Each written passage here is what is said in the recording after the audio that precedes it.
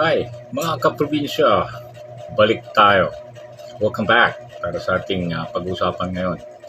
The Senate is under attack. Nagpalupa sa lectern nung tinanong ng isang reporter. Si SP Alan Peter Cayetano, right? The Senate is under attack. Ano ngayon? Yan, pinakita na, nilabas na ang lahat ng CCTV. My goodness, Senate President, you continue to lie and using the Bible verses. Nagsisimula ka pa sa Biblia. Hindi ka na nahiya. Ba? Nagsasalita ka, kinagamit mo unang mga verses ng Bible that contradicts you, your explanation, your words, and your personality. Ang swerte mo naman. Ano ka, malakas ka masyado sa kalangitan. Is it an attack? Everybody, mga ka-probinsya, panoorin nyo yung mga nilabas ngayon ng mga videos that's from GSIS at saka galing din sa mga CCTVs ng Senado. Thus it shows that the NBI attacked indeed the Senate. And what's the purpose? The term attack, once sinabi mong attack, kalaban mo yung umatake. So ibig sabihin, ng NBI at ang USAA at siyang Senado magkalaban ba? Or are they form parts of the democratic government of the country? Tanong lang, nag-atakehan ba sila? Or is it the USAA who attacked the NBI as shown in the CCTVs? Not only once, but many times. Di ba? Kaya Mr. SP, 10K Cayetano, hinahinaan naman natin yung ating pagsisinungaling. Napakasinungaling mo noon pa hanggang ngayon. Walang katapusan. And don't use Bible verses, by the way. Be afraid. Baka mamaya tamaan ka lang ng kidlat o kaya sa umaga hindi ka na nagising. Dahil sa kagagamit mo ng mga Bible verses just to protect. Diba? Ang yabang-yabang mo. Sabihin mo pa, hindi natibag ang Senado. What? Wala namang tumitibag sa Senado. You yourselves ang nagtitibag sa inyong mga sarili. Just imagine, PCIJ reports. 13 of you guys, 11 of you, the majority ngayon, are facing and don't have any publicly released documents that it is resolved ang mga issues niyo. But anyways, that's part of the issue.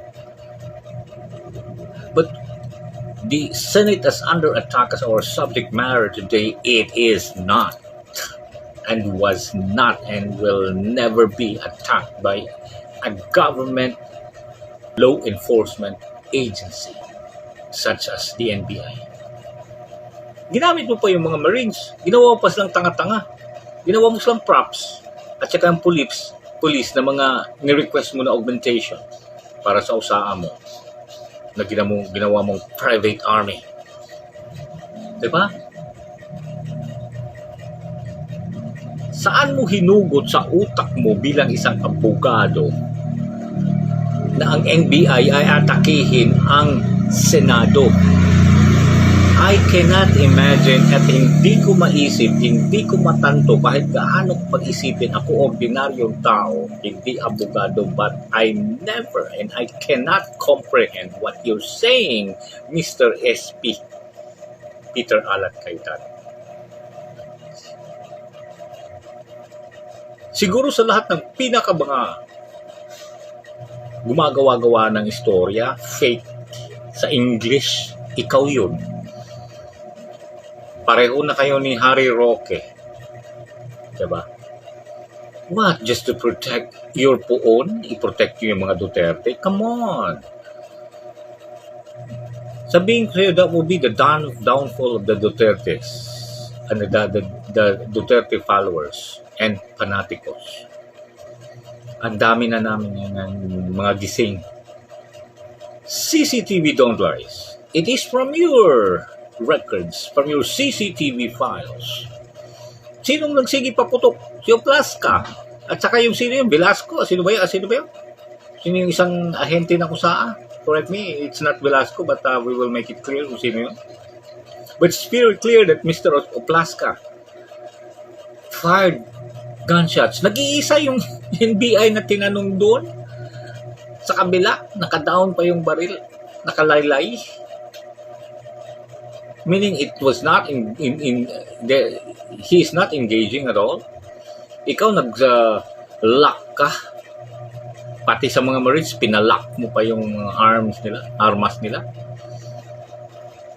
Diba? Oh my G.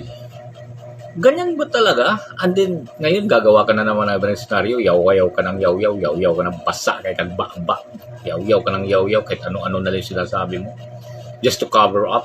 Ngayon, sabihin mo ngayon that the Senate is under attack. Sabihin mo na ngayon. After all, the CCTV evidences that were being released. Sino ba niwala sa'yo? Isang peraso, tumakbo pa nga. Nag-retreat pa nga kasi may order na do not engage. Retreat pa nga sila doon sa canteen. Ha? Diba? It's very clear. At saka, i-touch pala natin yung sinabi nyo na agent na nagpaputok sa loob. Bakit wala doon sa putukan na yun?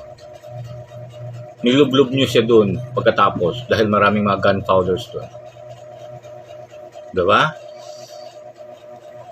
My G, paano nyo ngayon i-stand ngayon yan? It doesn't mean na nag-positive sa gunpowder yung isang tao, doon na siya nagpaputok. Wala naman siya pinagputukan doon. At paano niya pinasok yung baril niya, by the way? Punong-puno kayo. Super nag-lockdown pa kayo doon. Diyan sa Senado. Tapos ngayon sabihin mo may nagpaputok ng baril sa loob. So absurd. Hindi ko ma-imagine. Ganyan kagarapalan ang pagsisinungaling. I cannot imagine SP Peter Alan Peter Cayetano. You're the worst Senate President so far. The worst. Everything ginagawa na. Gagawin mo pa rin ba? Yung ginawa mo doon, you're clinging and to your position. Ganon. I cannot imagine. I'll tell you, no attack. Walang nangyaring atake sa Senado by the NBI. And all of you guys should be responsible for this. Managot kayo dyan. Lalo na yung mga involved dyan at lalong mga present during the time na gano'n ang nangyayari. Because the order from OSAA will be from you. Command responsibility, right?